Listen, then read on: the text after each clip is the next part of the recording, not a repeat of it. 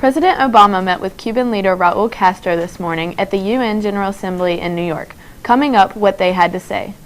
A man shot and killed while walking his dog on a trail.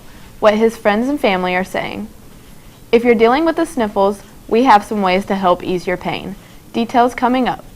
And your local forecast and what you can expect in the upcoming days. These stories and more, Pirate News Network starts now.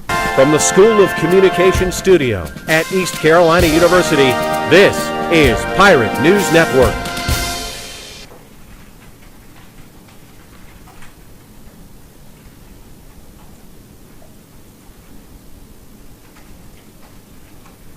Welcome to PNN 5 at 5. I'm Laney Copley. 3 people have been arrested in the murder of a California hiker. Vic Lee has reaction from the victim's friends. The arrests of the suspects were a relief to the family. However, it doesn't change the fact that someone great is gone.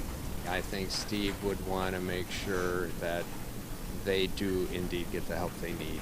Paul and Mary Alice Korensic were close friends with Steve Carter and his wife Lokita.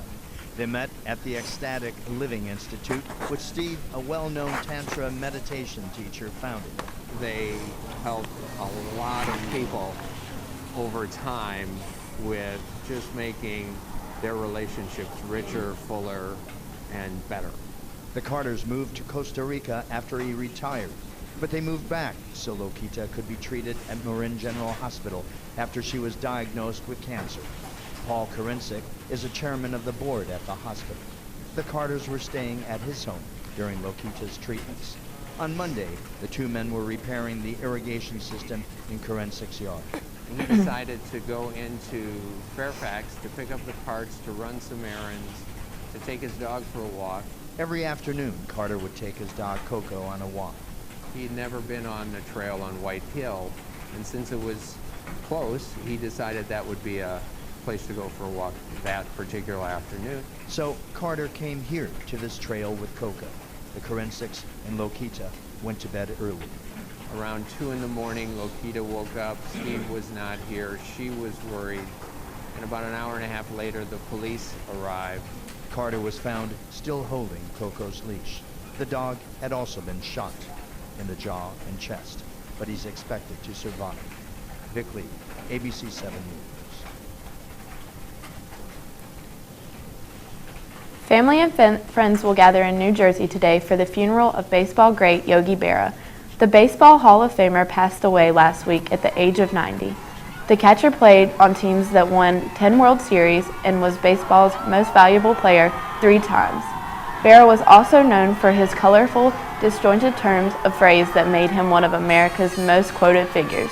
Today's funeral is closed to the public, but a public memorial for Berra is scheduled for Sunday at the Yogi Berra Museum in Montclair, New Jersey.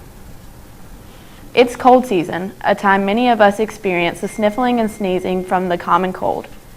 It turns out Americans suffer from over 1 billion colds each year.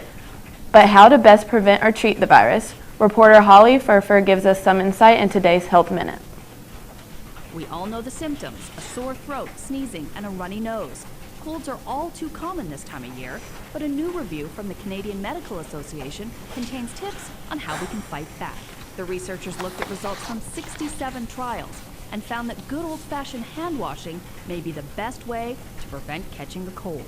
Studies in children found that those taking zinc had fewer colds than other kids. The researchers say that adults may benefit as well.